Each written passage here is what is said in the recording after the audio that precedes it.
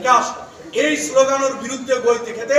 অসমৰ 1/3 পপুলেশন থকা এটা জনগোষ্ঠীৰ বিৰুদ্ধে তেখেতে মাত দিছে এই জনগোষ্ঠীৰ বিৰুদ্ধে তেখেতে থিয় হৈছে গতিকে তেখেতে ভোট ভংগ কৰাৰ কাৰণে তেখেতে স্বেচ্ছায় ৰিজাইন কৰিব লাগে ন্যূনতম লাজ থাকিলেও তেখেতে ৰিজাইন কৰিলেহেঁতেন আজি আমাৰ এই ব্ৰিজ অফ প্ৰিভিলেজৰ পিছত আমি অপেক্ষা কৰিম মাননীয় মুখ্যমন্ত্ৰীক আপোনালোকৰ যোগেদি আমি জনাইছো যে মোদী ডাঙৰীয়াৰ যিটো স্লোগান সবকা সাথ সবকা বিকাশ এই স্লোগানৰ বিৰুদ্ধে গৈ তেখেতে নিজৰ শপত ভংগ কৰি অসমৰ এটা বৃহৎ জনগোষ্ঠীৰ বিৰুদ্ধে গৈ ভাওনাৰ বিৰুদ্ধে মিয়া জনগোষ্ঠীৰ বিৰুদ্ধে তেখেতৰ যিটো আচাৰ আচৰণ কথাবাৰ্তা ইয়াৰ বিৰুদ্ধে মুখ্যমন্ত্ৰী ডাঙৰীয়া তেখেতৰ কেবিনেটত বিস্তাৰিত আলোচনা কৰি বিহিত ব্যৱস্থা লওক আৰু আমি অপেক্ষা কৰিম এইজন অযোগ্য মন্ত্ৰী ঈশ্বৰৰ নামত শপত খাই শপত ভংগ কৰা ব্যক্তি তেখেতে ৰিজাইন কৰিব লাগে আৰু আমাৰ ঐক্য সংগঠি প্ৰায় কৰিব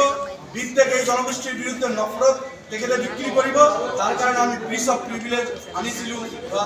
আৰু তেওঁৰ পদত্যাগ দাবী কৰিছিলো কিন্তু দুৰ্ভাগ্যবশতঃ আমাৰ এই এলাও কৰা নহল হয় সদন এডজাৰ্ণ হৈছে অকল যে এই জনগোষ্ঠীৰ বিৰুদ্ধে নহয় আজি কেইদিনমান আগত কেইজন অসমীয়া যুৱকে তেখেতে ভাওনাৰ এটা প্ৰগ্ৰামৰ কাৰণে ইনভাইট কৰিব গৈছিল তাতে তেখেতে কৈছিল এই ভাওনা চাওনা এইবিলাক কি এনেকুৱা ধৰণৰ তুচ্ছ তাচ্ছিল্য কৰিছে আমি আমাৰ গুৰুজনা শংকৰদেৱ তেখেতৰ লগত সম্পৰ্ক থকা এই ভাওনা অসমীয়া জাতীয় জীৱনত সংস্কৃতিৰ এটা অংশ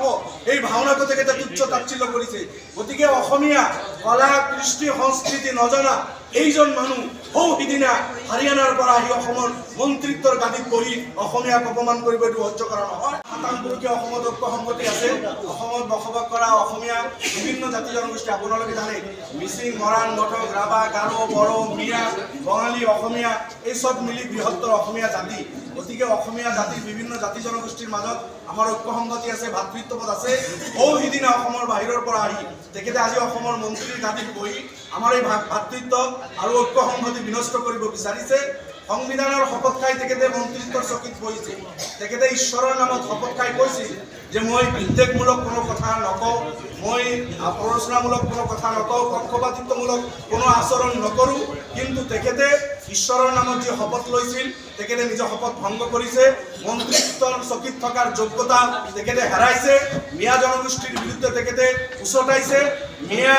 1 কোটিৰো অধিক জনসংখ্যা থকা এটা জনগোষ্ঠী সকল মিয়া যিসকলক অসমীয়া তেখেতসকলে মিয়া বুলিও কয় এই সকলৰ বিৰুদ্ধে তেখেতে ষ্টেণ্ড লৈছে গতিকে বিজুলী অসমখন আগুৱাই লৈ যাম তাৰ কাৰণে আমি ব্ৰিজ অফ প্ৰিভিলেজ আনিছিলো এই দুৰ্ভাগ্যবশতঃ আমাক আজি যিকোনো খবৰৰ বাবে যোগাযোগ কৰক 7099017330 লগতে 7099017110 নম্বৰত